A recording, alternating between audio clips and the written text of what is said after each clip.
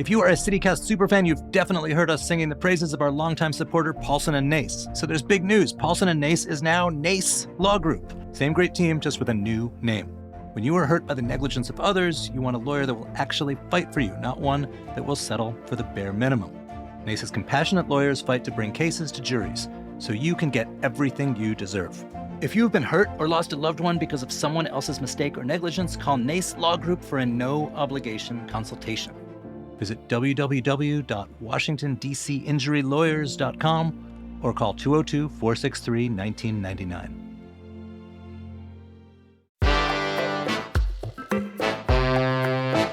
I am here with the hosts from all 13 CityCast podcasts through the magic of Zoom. Hello, y'all. Hello from Nashville.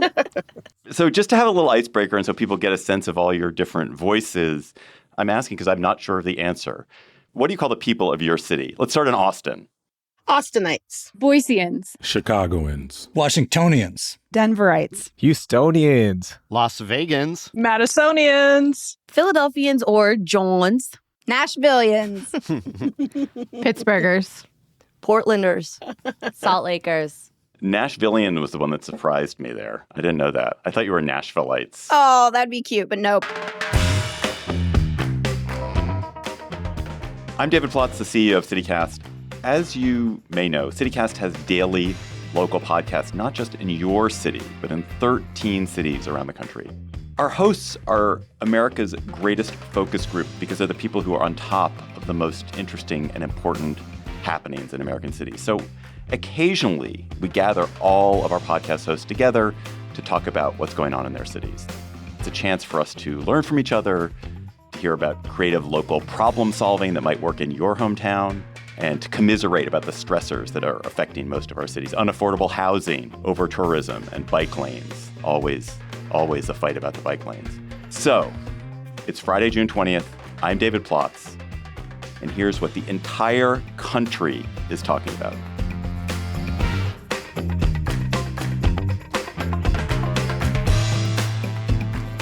So I'm going to start our tour of CityCast's 13 cities right here in my hometown of Washington, D.C., because we're here experiencing something here that's been kind of locally surprising, but also seems to be happening in other cities.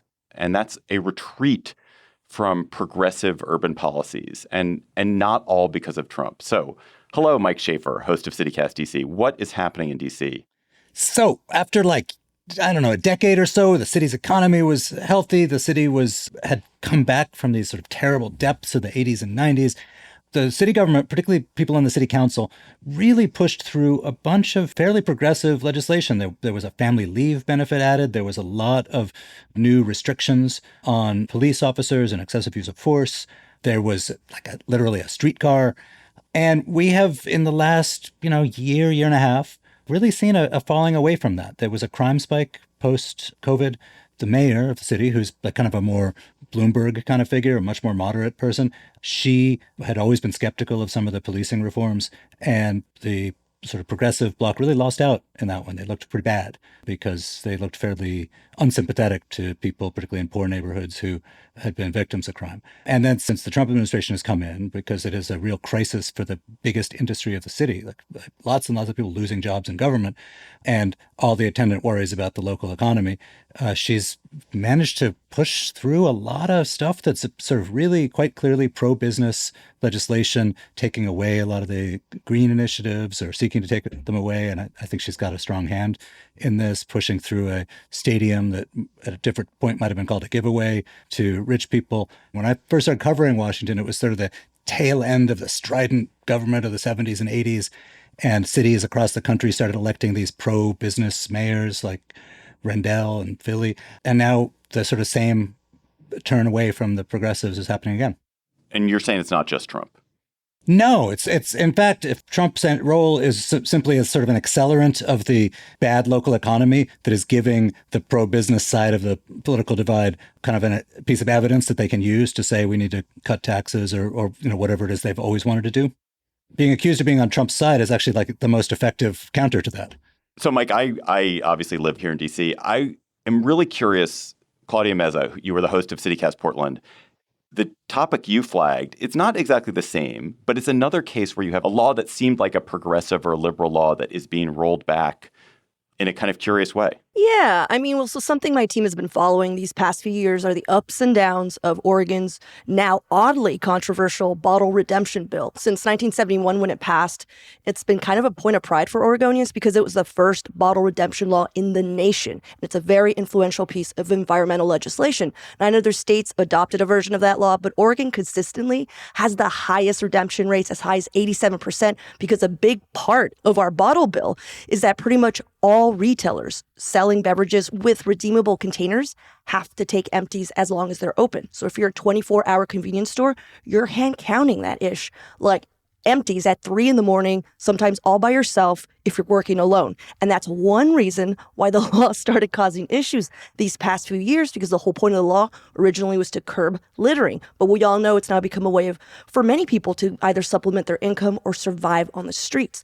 Couple that with rising homeless rates, a fentanyl crisis, and our retailers were flooded at all hours. And because a hit of fentanyl costs roughly 10 cans, which someone calculated, dealers started opening up shop outside these retail establishments. It was creating so much chaos that our governor actually allowed a few of the hardest hit stores downtown to stop accepting cans altogether. So this year, Oregon lawmakers approved key changes to our bottle bill, which include allowing for alternative redemption sites, which we didn't have before. Like we had like a handful of official bottle drops because everybody was accepting them. So now they're like, we should probably get more of these, including mobile sites such as trucks that travel to different neighborhoods. Nonprofits can now run them, and stores can now finally refuse to accept bottle returns after 8 p.m. So when you're saying, David, like, oh, so much change, they're just like, can you not come at 4 a.m? So there's that. And now they can refuse hand counting after 6 if they're located near one of these new alternative sites. So they're hoping this relieves the pressure on retailers, particularly downtown. And there's so much more, but that's basically the gist. But the bill seems like a happy compromise because many retail organizations were calling for the death of the bottle bill. Claudia, this is Megan in Pittsburgh. I have not recovered from the valuation for fentanyl to cans. Like that equation. Oh, my God. That is blowing my mind. $1 a hit here. Yeah, see, in Vegas, we measure it in copper wire that comes out of street posts and stuff. So, wow. That's crazy. Wait, does every city have a different valuation system? It's Bree in Denver. We just made it illegal to, I think you can't get cash back at scrap yards because it was mostly because of catalytic converter issues, but it also deals with the copper wire issue. So that was an alternative. Was there like, what if we don't give them money and we give them food vouchers? And that was something that was being thrown around. And I actually think that our legislature did a really good job of a quick fix and a really short turnaround because everyone seems sort of happy. And I'm like, that's actually pretty good. Well, we'll see how this one blows back, though. All right, there's probably no greater symbol of progressive city government than the dedicated bike lane. But in Houston, Texas, they're disappearing. They're literally being paved over, right? Raheel Ramzan-Ali, host of CityCast Houston. Yeah, that's right. And we love our cars in Houston. We're a sprawling city. Everyone drives, but we have made the effort to put more bike lanes in. And most Houstonians agree that bike lanes are good. They're safe. And there's been studies done that these bike lanes help out with safety. But they are now being taken out and paved over because of our city's newish mayor, John Whitmire. So Houston's mayor is turning back on Vision Zero, removing bike lanes, removing physical concrete barriers, ripping out these things called armadillos that separate cars from bikes. And when you drive over them, they make these really loud noises so cars don't hit cyclists. And he's doing this while the city is struggling with its budget. Like, it is bad right now. The city has spent millions of dollars on these projects already, and now they are just straight up taking them out without any input from any stakeholders. And it's a move that is seemingly driven by Mayor Whitmire and his inner circle who just don't like bike lanes. And it's gotten so bad, y'all, that bikers here are holding funerals by lanes that have been removed. There have been protests around the city. But here's the kicker. In a bizarre move, Mayor Whitmire thought it would be a good idea to speak at our annual Tour de Houston bike race. And guess what happened? He got booed relentlessly. How about some heads up awareness here? It is so crazy what is happening here when one man just decides, like, that's it. We're done. And it's obviously important because of the safety aspect. But what does it mean when a city literally just paves over its safety improvements because of one man? Are there actually people who bike in Houston? Yeah, there That was are. going to be my question. Yeah, surprisingly, there are a lot of people who bike from the wards, from the outside wards. That's what we call our neighborhoods right outside of downtown, into other wards, into one of the big parks that we have, Memorial Park. You've got Herman Park. So yeah, people are using these bike lanes, not only for recreation, but also just to get to work. This is Nikki from Austin. They would burn our city down if they tried to take our bike lanes. I know. We are so serious about our bike lanes. I mean, like, this is kind of blowing my mind a little bit, honestly. Yeah, this is Bianca in Madison, and we're regularly named like one of the most bikeable cities in the country. And I will say that there are just as many haters of bikers as there are like bike folks. And I remember So many nods when you say that, Bianca. and my partner is one of them. And I'm just like, okay, we need this. But I heard from a city transportation planner that someone once called the like big bike, like the industry voice of bikes is completely taking over Madison. And it's hilarious. This is Jacoby in Chicago, and our city is trying to get more serious about adding bike lanes, as over the last few years, in opposite of Madison, we have not been rated as one of the most bike friendly.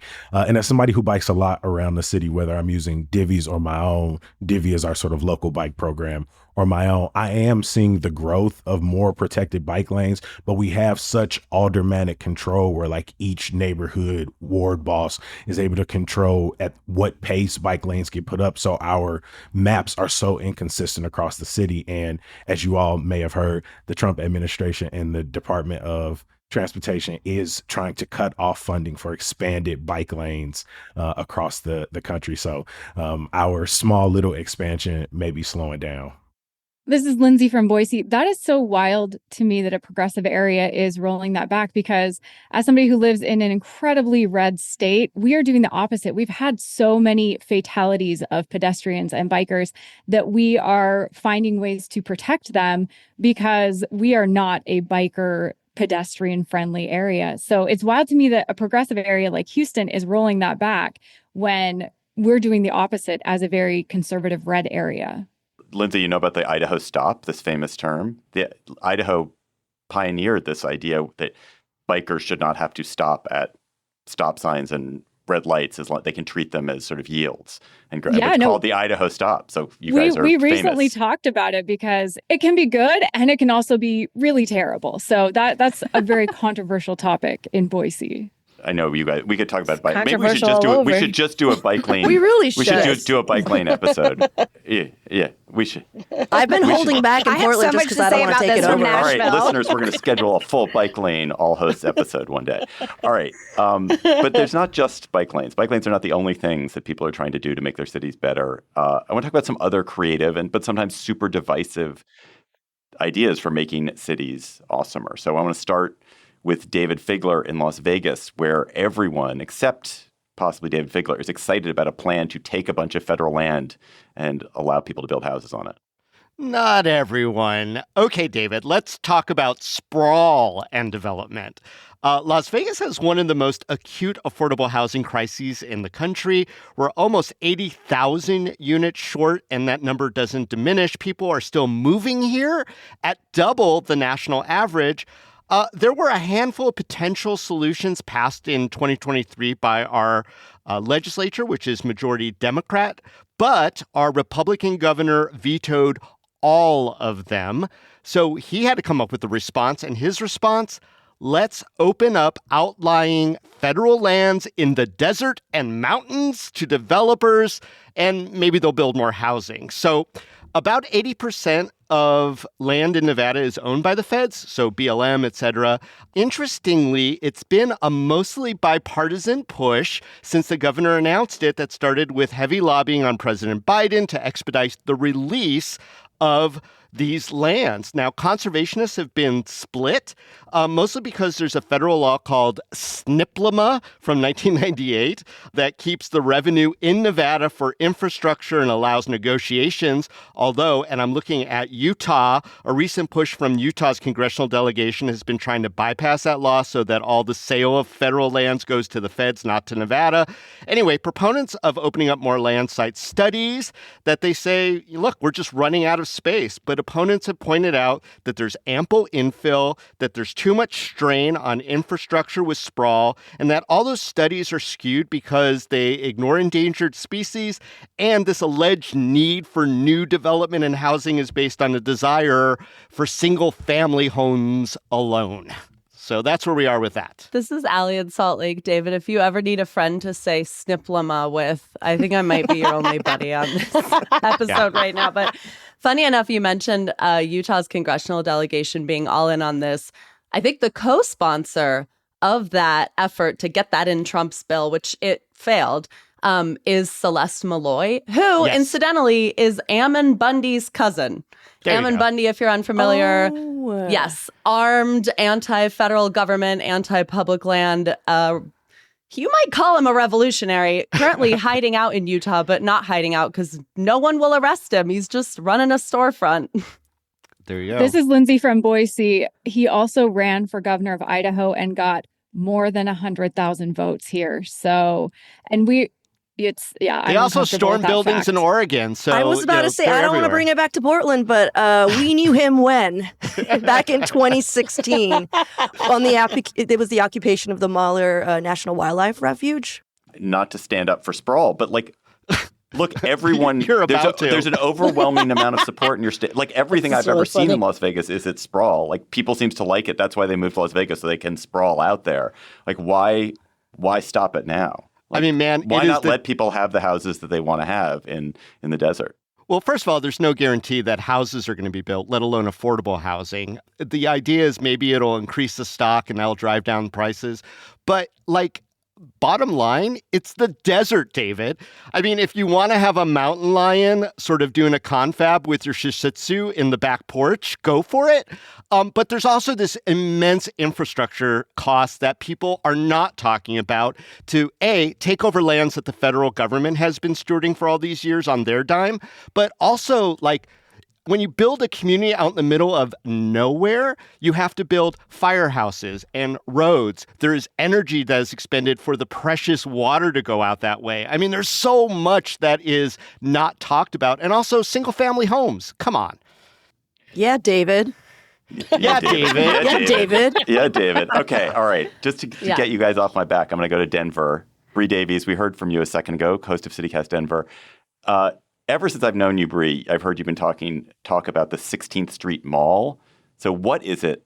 What is happening there that is interesting for the rest of us? This is so embarrassing because I feel like this is the level of Denver's ire is over a mall. So I guess the mall moniker is where we'll get to, but it's been closed for many years for a $175 million renovation, which is, we love a boondoggle. What is it, though? It is a 13-block outdoor mall, pedestrian walkway. It was a trend in urban planning about 40 or 50 years ago to build these outdoor malls, and we debuted ours in 1982. It's been contentious because it's closed to cars, and Denver also loves cars. But the big contention right now is that we spent $175 million and it doesn't look that different, but we're supposed to be real stoked about it. And they just unveiled a new name for the 16th Street Mall recently. It is 16th Street. So they paid a firm $100,000 to knock the word mall off of it because apparently it confused people very much that it was an outdoor mall, even though DC has a national mall, which I think we understand is not an indoor mall. And it was just the big to-do was the name had changed. But part of this is this drive by our current mayor, Johnston, to make downtown more appealing, right? We need to get people downtown. We've had some high-profile crimes over the last couple of years. Fatal stabbings happened in the last year. There was this guy chasing people with a PVC pipe a couple years ago, which has just hung on to this how people feel locally about the 16th Street Mall, but the city is intent on making it a tourist destination. And for us, it's sort of just like the butt of jokes. Like, yeah, I guess I could go to the 16th Street Mall if I want to go to the Cheesecake Factory, which is probably its longest running tenant at this point. But a third of the businesses are vacant, and they're just putting all this money and energy into making it better. And many of us in Denver are skeptical if it's going to make a difference at all. BRB, becoming a consultant. Allie, listen, I worked in planning before this job, and consulting is the dream. I wish I worked for this company that made $100,000 dropping the word mall. I have to say that having been in Denver, I was confused by the name 16th Street Mall. Really? Yes. Okay. So, I mean, you're proving their point. I guess to me, it's like Denver loves a colloquial marker for how long you've been here. So now if you call it the 16th Street Mall, we know that you've been here long enough to have called it that. And we have a lot of things that we refuse to call by their names. And I am one of those people that will never stop calling it a mall. But listen, this is Mike from DC. I hate to be sympathetic to a boondoggler, but you worked in planning. Isn't, like, at least for us, the lack of people coming downtown because some people work from home now is viewed as like an economic crisis. We don't have a wage tax here, so people, like, if they're not spending money on lunch and stuff, it's real bad for schools and everything else. So is this like part of a scheme to try to lure more people downtown? It's 100% the scheme, because also we have this crazy vacancy rate at office buildings downtown. But in some of our other sort of office building-y areas, like we have an area called Cherry Creek, their offices are booming. People don't want to be downtown. But I think the big thing right now is there's no housing options downtown. And this idea to convert office buildings, which we talked about with my old boss on a former show, it's almost impossible to turn some of these 70s and 80s buildings into housing. So it remains to be seen if this mall is going to be the solution. So I want to go to Austin. Nikki Devon, we heard from you already, the host of CityCast Austin. Whenever I go to Austin, I'm amazed at the amount of traffic and the spaghettiness of your highways. But it sounds like you all have a plan to change that. I mean, maybe. Yeah, we could call it a plan. So I-35, Interstate 35 is the highway that divides Austin, and it's getting this huge facelift that will take a lot of the highway underground. And the city just approved spending $104 million to build support structures that would make it possible to build 4 parks over the underground parts of the interstate at some point in the future. But the city is also facing a $33 million deficit this year because sales tax and property taxes aren't coming in as high as expected. So the question everybody is asking is, do we really need parks over the highway? And especially since there's not technically actually parks. They're not even parks yet. We're just giving money for support structures in case we want to build these parks in the future at some point.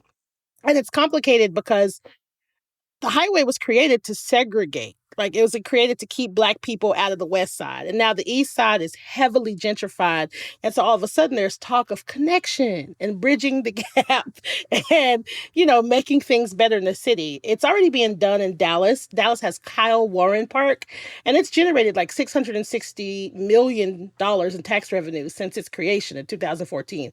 So like some Austinites are like, okay, maybe this is a good idea. Maybe Cap and Stitch will work. And it can usher in this new era and make Austin a better place to live and also create revenue. But then a lot of people are like, but we ain't got that money. Where we getting this money from? Because we are in a deficit. So yeah, that's what's going on for us. Nikki, this is Raheel from Houston. I lived in Austin. It's my second favorite city in Texas. I went to UT, so I know exactly what's happening. It's crazy, but maybe in Dallas it works, but in Austin there are so many other beautiful parks and just more fun parks. I cannot believe who's gonna go. We have a bunch of CityCast hosts who are being like, no, let's not bury a highway and let's not have a park. No, bury the highway, but why are we building a park? We have so many parks. We have so much green space. We have so many parks. I love it. It's my favorite part of our city, but come on now. This is Bree in Denver. We did the same thing, and I find it terrifying. I don't want to be on a park over a highway where we watch people's cars catch on fire. This happened it's the same situation. It's a segregated neighborhood that we promised we weren't going to do this to anymore, and then we expanded the highway and eminent domain. A family lost their homes 2 different times in eminent domain because of the situation. Wow. So I'm not a fan either. Yeah, Bianca and Madison here. All I hear is segregation, but make it beautiful. Exactly. Yes, Bianca. Yes. That's exactly it.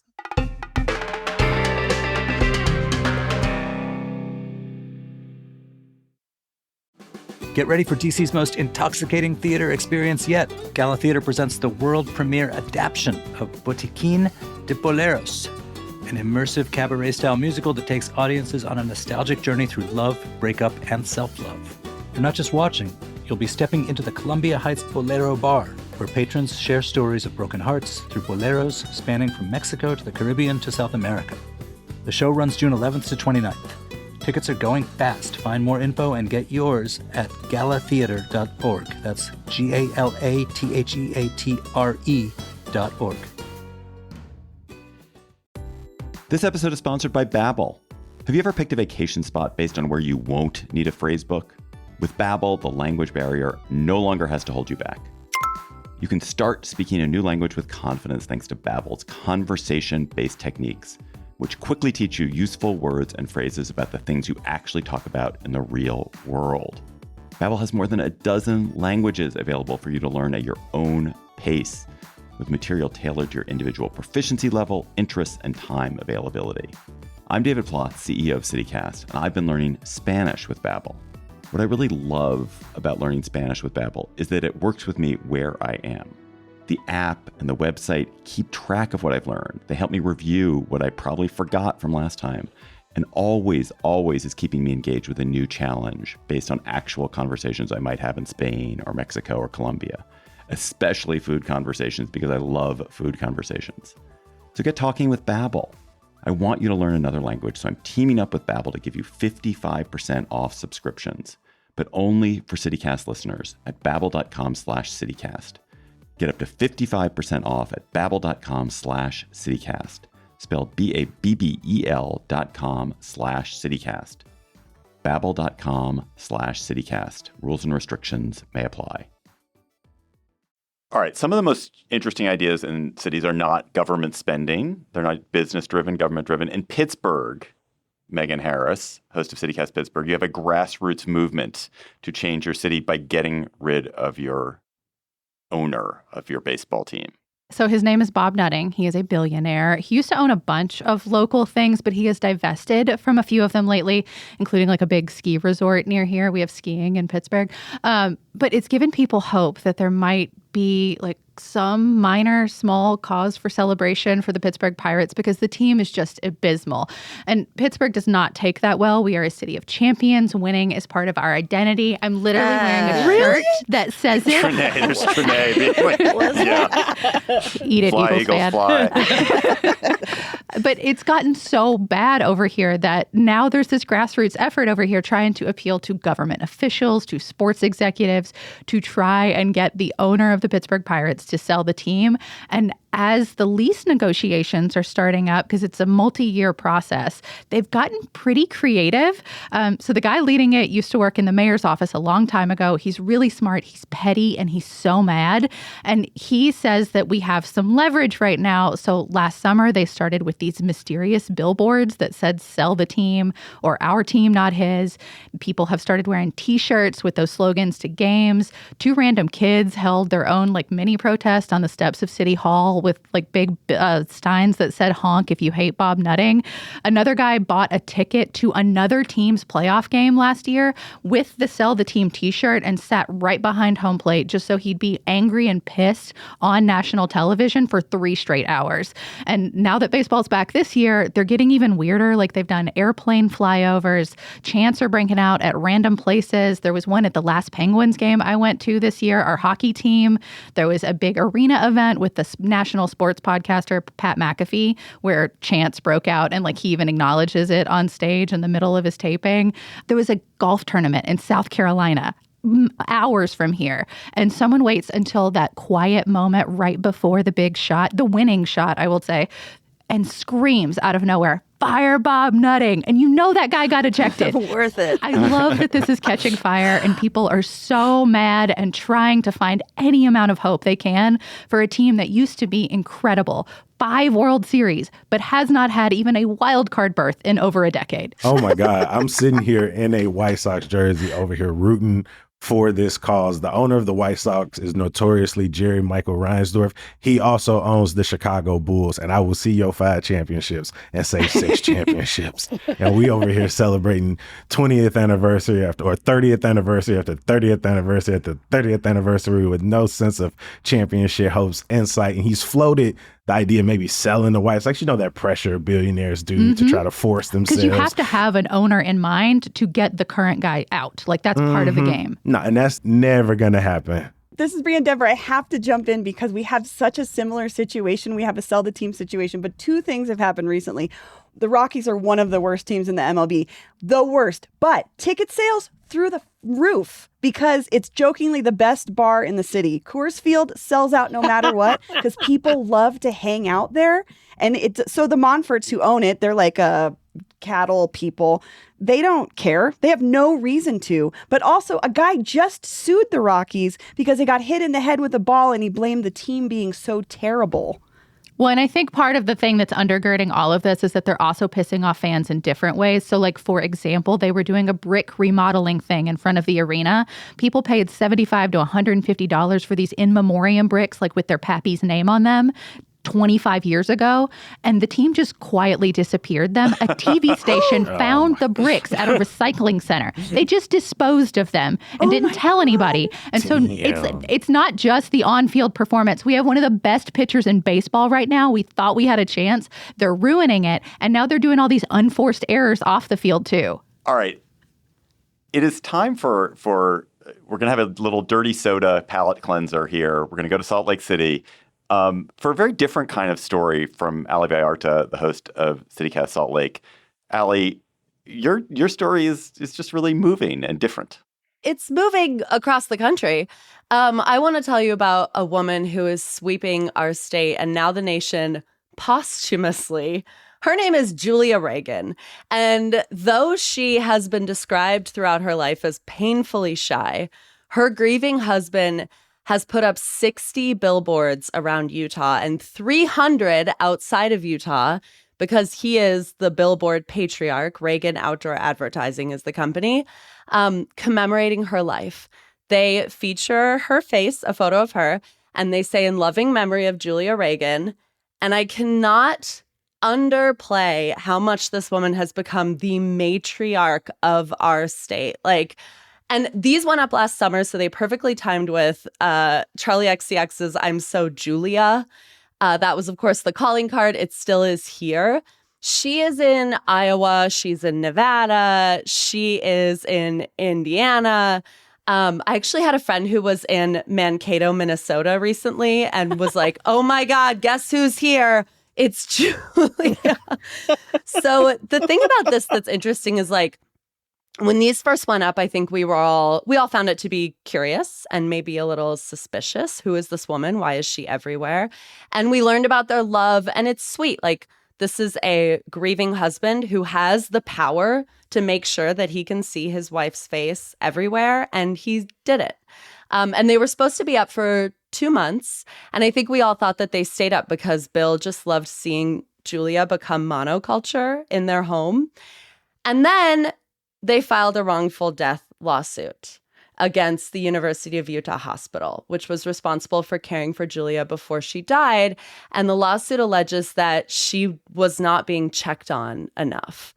And the state started to pivot and wonder if this was a master plan, a sort of a genius way to endear her to all of us before filing this lawsuit. And now I will say, half of Utah is getting Julia Reagan tattoos and drumming up Julia Reagan Halloween costumes. And half of Utah is on Reddit being like, this is weird. This is kind of icky. She was painfully shy. How would you feel if after your death you became the subject of a lawsuit and your face was all over the country? Nikki from Austin, I just want that kind of love, to be honest. If you ain't put my face on billboards across the country, then we don't need to be together. That's it. Yeah, I was going to state, this is Marie from Nashville. I'd like it to be known I would like some billboards with my face on it when I pass. But it has to be when I was in my early 20s, please. This is Raheel from Houston, and Julia hasn't made it down here, but I Googled the billboard, and this looks like it's something from Nathan For You or Arrested Development. It looks this like doesn't David look real. Lynch. It looks like David Lynch to me, honestly, when I see this. She's always in a fit. So it's like a gown and pearls, a Panama jacket, and a blazer. And she recently got refreshed. So now she has like new photos, new outfits. Wait, hold on. She's dropping billboards like Tupac was dropping songs after his death. And they're supposed to come down, but we're told that they will come back every year in memoriam for like a month.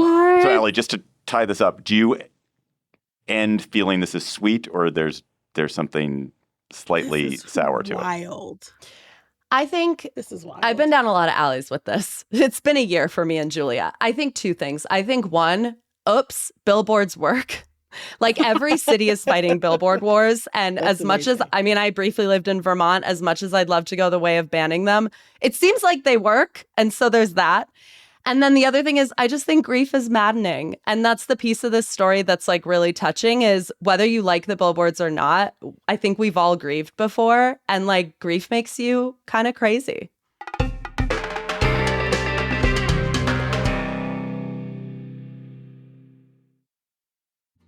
Picture this. You're sipping cafe au lait at a Parisian sidewalk bistro, effortlessly chatting with locals who are impressed by your French. That fantasy can become your reality when you join the Alliance Française of Washington, D.C. Alliance Française isn't just a language school. It's a whole French cultural experience with exclusive events like wine tastings, film nights, art talks, and more. Summer classes start July 7th. Whether you're a total beginner or practically fluent, they've got courses to make sure you're confident in your French before your next European adventure. Enroll by June 20th, and you'll save $20 on tuition. Just head to francedc.org. That's francedc.org. Test, check 1, 2. You know you need unique New York. You know you need unique New York. Does that sound all right? Ah, that's better. You can always tell something's missing when you get isolated results. Like AI that's only right for one of your systems. Get AI that can work across your data and applications. Learn more at IBM.com. The AI built for business. IBM. Before we get to the back half of this very special show, I want to invite you to become a member of CityCast by going to membership.citycast.fm. So members, we call them CityCast neighbors, join us for in-person events with our local hosts, with all these folks. They get shouted out on the podcast. They get to shout out local businesses they love. They get ad-free podcasts. They get a special look-ahead events email, and all that's all just for $10 a month. And mostly you will get to support a local media venture that is making your city a little bit better every day, covering truly local stories that wouldn't get covered otherwise or don't get covered otherwise, and building community. So please become a CityCast neighbor today by going to membership.citycast.fm right now. And if you sign up today, you will also get a CityCast mug from your city. That is membership.citycast.fm. So, Allie, you're one of our best member pitchers. How did I do there? Was that okay? 7 out of 10, David. How would you improve it? Okay, here's what I'll say. You lost your sense of urgency. This is an urgent request. We can make the show every day forever and wake up with you every morning forever, like Julia. But in order to make that happen, you have to become a CityCast Salt Lake member. So there is a little bit of urgency here. I think you forgot that. Thank you. Membership.citycast.fm. All right. Another local hero, Jacoby Cochran. We've heard from you already, host of CityCast Chicago. The Pope is from your city. What does that mean? It means that as the white smoke cleared from the chimney above the Sistine Chapel in Vatican City and billions around the world watched in anticipation, I was sitting in my room texting our producer Simone Alisea and Michelle Navarro. Y'all, they picked a bro from Chicago. And Simone immediately responded, "Get the F out of here." And within moments, millions of Pope Leo XIV memes were born. I saw him footworking on the south side. I saw him eating hot dogs on the north side. I saw him asking people like the State Street preacher for change on the west side. And in that moment, this story that felt abstract, that felt like a Hollywood production was our story, all of this celebration, the adulation, but also the deep questioning, rightful criticism of the church and the Pope. And this is personal for me, not only as a confirmed Catholic from the South Side who spent most of my life in a Black Catholic school, but someone with family in Dalton where his childhood home was and is now largely a Black community that has been disenfranchised and divested from for decades as everything from manufacturing to malls have disappeared. The story of so many communities and neighborhoods and many of our cities. And in recent years, Dalton's name has been dragged through the headlines, and now there's this big push to preserve the Pope's childhood home. And folks wonder if his childhood parish, which has been shuttered for a while, will be brought back. There's going to be a mass at Sox Park that people are reselling tickets for $1,200. I got an invite to be front row. I mean, I just do what I do. Anyway, really, nobody here was expecting it. And all of a sudden, this global story is ours. And I am really grateful to all of the journalists who jumped on it, who provided context. And in a macro way, we wonder, is Chicago and Dalton going to become a center for Pope tourism?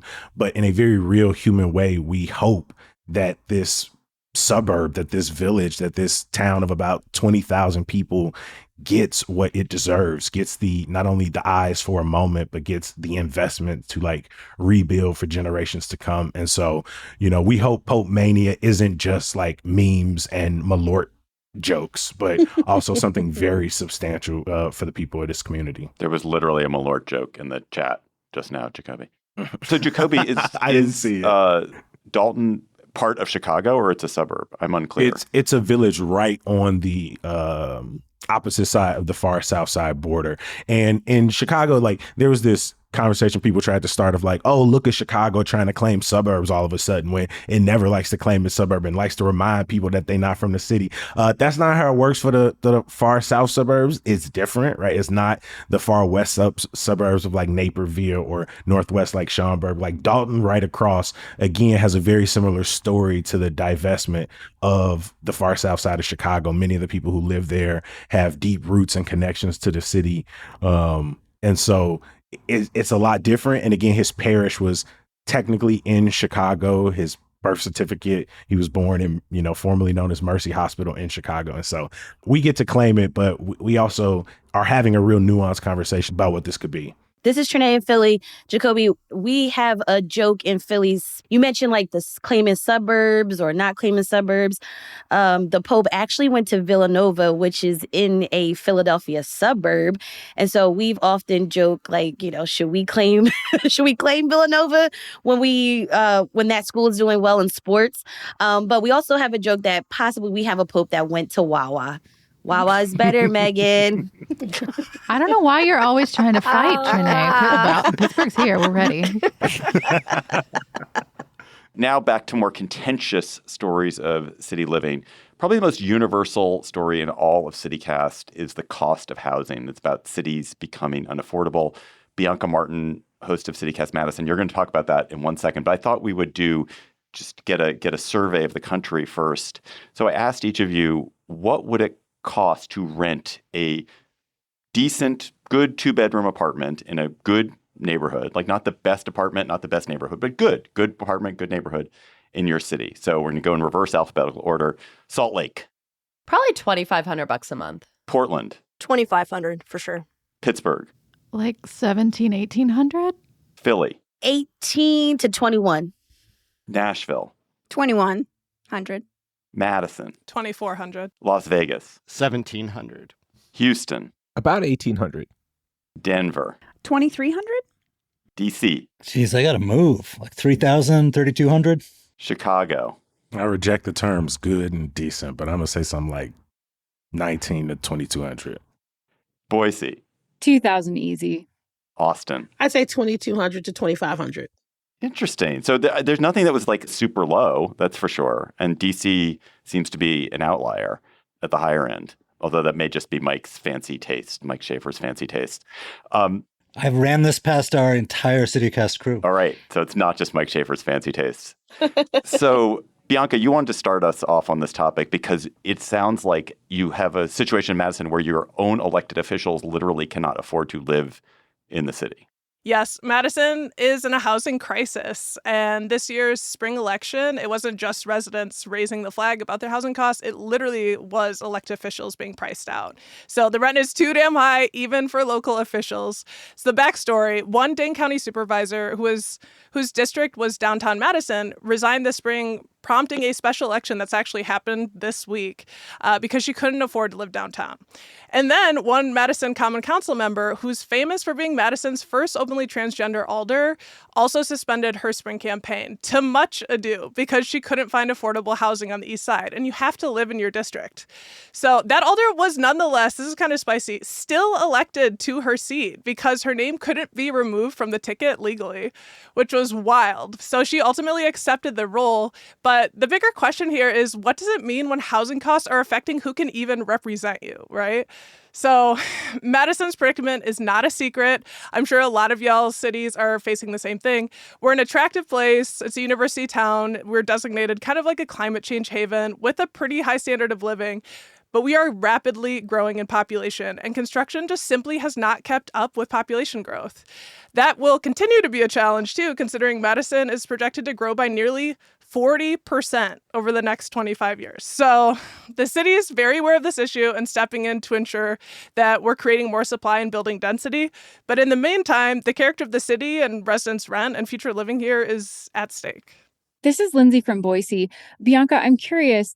An issue we're facing here is that so many people moved from places like Seattle and Southern California to Boise, and that just raised prices astronomically. Is this an issue where you just don't have enough housing, or have people from other places with higher price points really driven up prices there?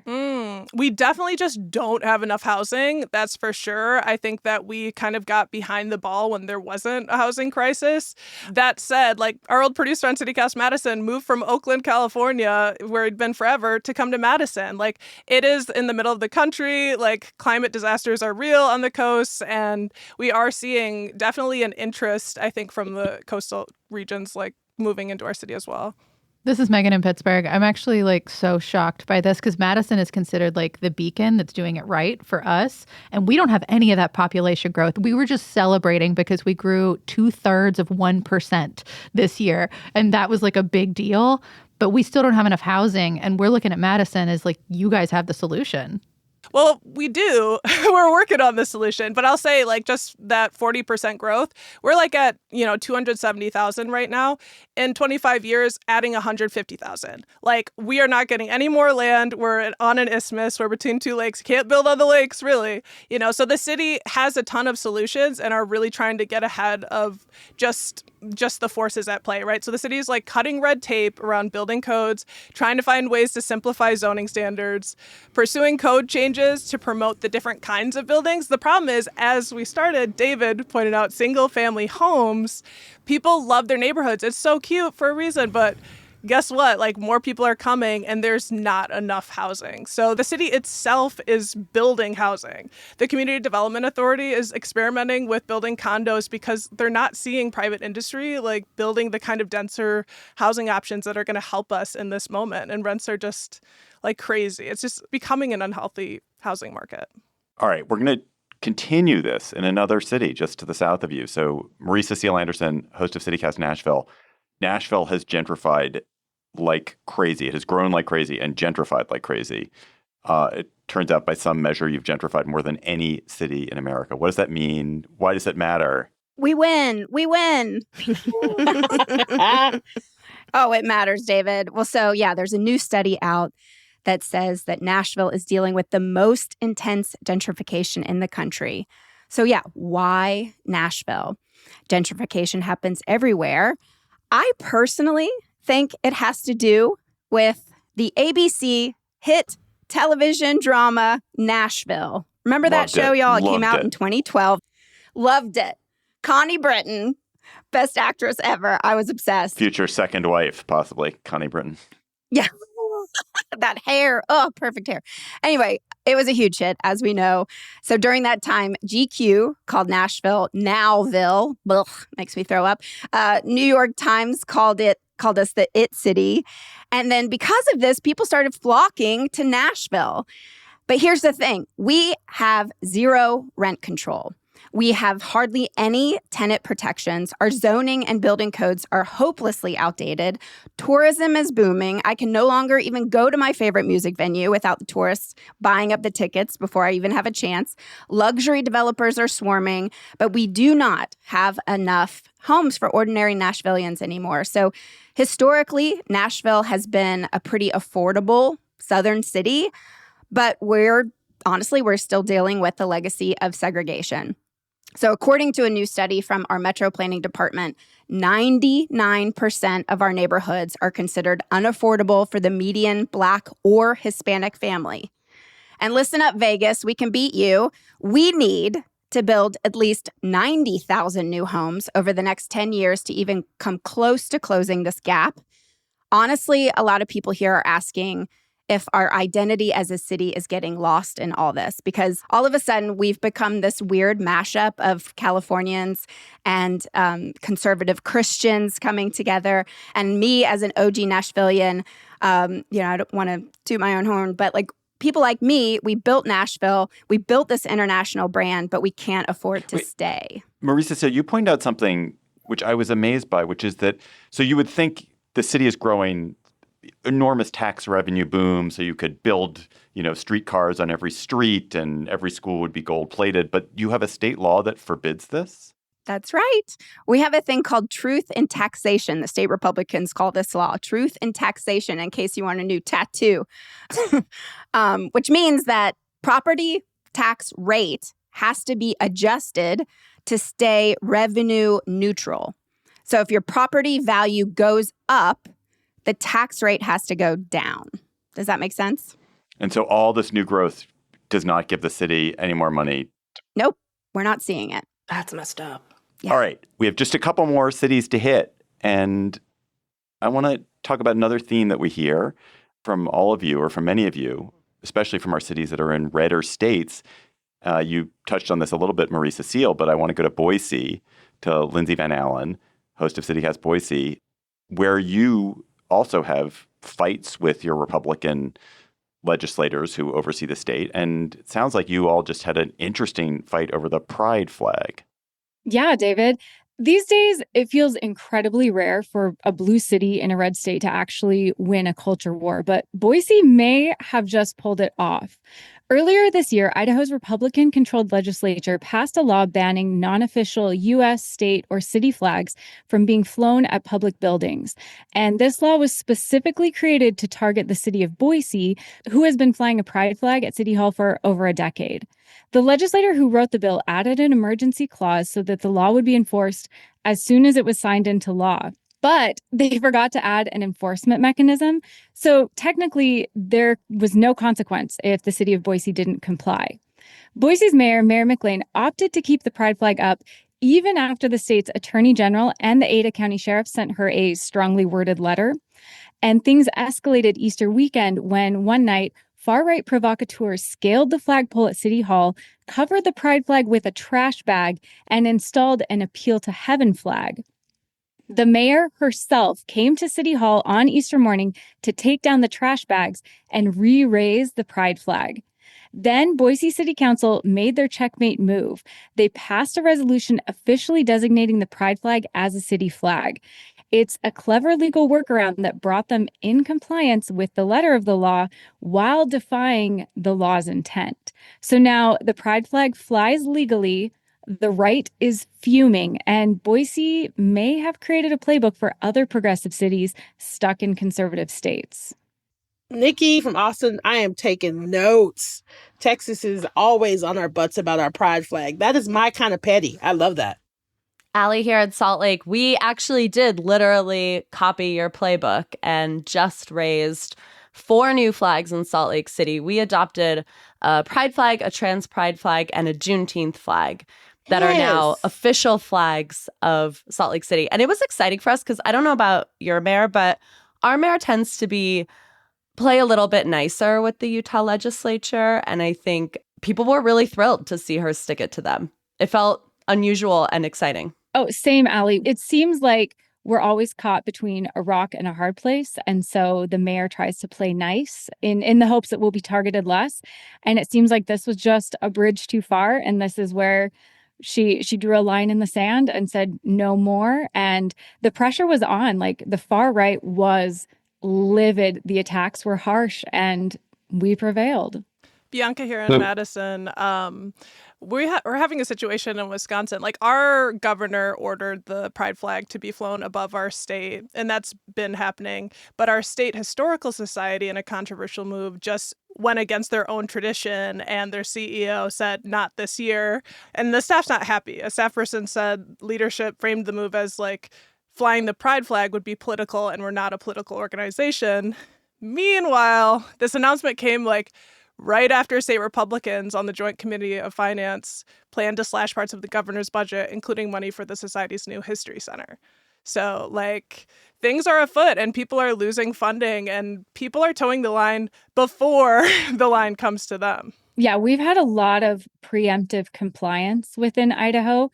So it has been really heartening for our Boise mayor to say, come at us, like this is where we're going to stand. And as someone who lives in Boise, but in this super red state, it is so rare, but has really, especially leading up to Pride Month, really lit a spark in our community. And they will come at you, Allie, again here in Salt Lake. I feel like our big joke here is anything you do that feels fun or cool, next year the legislature will pass a bill to make it illegal. Yep. So it's like become like, oh, do you like that beer? It'll be illegal next year. Oh, do you like, because it's just, that's the game. Like, they're vengeful. It's exhausting. Oh, Allie, we have the same joke in Boise where the minute we're doing something fun or we're like, don't tell the legislature, don't tell anybody you don't absolutely trust because it will be illegal by next January. Yep. I want to end with the city that started it all. Let's go back to the birthplace of America. Heck yeah. And an issue that also affects a lot of our cities, which is tourism and how it divides a city.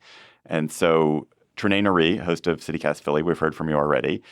But your city is counting down to July 4th, 2026, the 250th anniversary of the Declaration of Independence. And it's a blue city that is unhappy with maybe the redder manifestation of how this sesquicentennial maybe is going to be semi-quincentennial. Oh, semi-quincentennial. So what's happening in Philly with this celebration, and is it going to be a source of tension?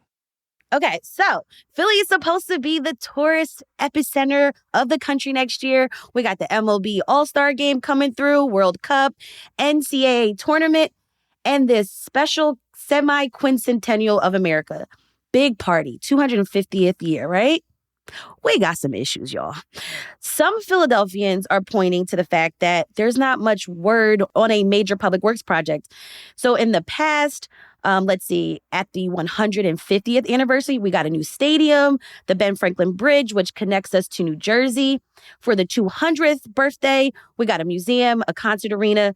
But as far as we know it today, no big projects on the horizon. Yeah, they're going to be painting the Independence Hall. There's a citywide and statewide art installations are popping up, and they're going to make the Rocky statue shinier. But another wrinkle in all of this is that in the backdrop, we have a looming funding crisis within SEPTA. That's our city's transit agency. If there isn't a financial bailout for our more than $200 million deficit by the end of this month, there are going to be cuts to 45% of our bus and train service. That means canceled bus and train routes, layoffs, and we are in a divided state legislature, and they have 10 days to approve the funding to save SEPTA from major service cuts. So many Philadelphians are wondering how the system could even handle the nearly 1 million visitors scheduled to come into the city in about 13 months. And SEPTA itself says they won't be able to handle the influx of hundreds of people for our big events. So we got some issues when it comes to all of this. Of course, our city leadership and leaders in the tourism sectors are optimistic about 2026, but I'm not so much. So it's not so much a red-blue issue. It's a kind of infrastructure issue. You welcome whoever comes. Yeah, of course. You're always welcome in Philly, but our president might have some beef with us. He targeted us because we are a sanctuary city and then listed us on this list and then delisted us. So who knows what that's going to be like. This is Megan in Pittsburgh. Just a little more context here. Philly is probably extra screwed because it's not just Philly and SEPTA that are going through this crisis. It's all 67 counties in Pennsylvania, including Pittsburgh. We have a $100 million deficit. We're looking at 40% across the board cuts. We are all broke. Every transit system in Pennsylvania is busted right now, and they are all asking for money this cycle. And SEPTA got money last year from the state. None of the rest of us did. So everyone's hands are out right now, and I think that's just going to hurt Philly's case for the next year. Raheel in Houston here, and we're a World Cup city as well and operating at a deficit with our city's budget. And it just seems like across the board, it's like the vibes. That's it. Like, we'll figure it out. Like, come on, the vibes are great. FIFA, World Cup. Come on, y'all. It's a global event. We'll figure this out. No. Every city, it seems like, is kind of screwed in all of this. This is Lindsay from Boise. Y'all states fund public transit. We don't give any money to public transit here.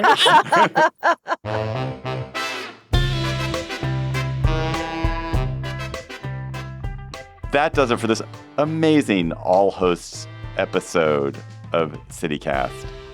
Thank you for joining us. Thanks for listening. If you have friends or family living in another CityCast city, please tell them about the great podcast in their hometown. So bye-bye, CityCast hosts from Austin and Boise and Chicago and Denver and DC and Houston and Las Vegas and Madison, Nashville and Philly and Pittsburgh and Portland and Salt Lake and soon Seattle and the Twin Cities. See y'all later. Bye, y'all. Bye. And Boise. Bye. Bye, y'all. I said Boise. We'll be back on Monday with a regular episode of your local CityCast. Next, all hosts, can we just finally have the showdown that we all want, which is Philly and Pittsburgh, and we just all decide together which one's the best city? I had jokes written in here and I couldn't get my would jokes love in. it.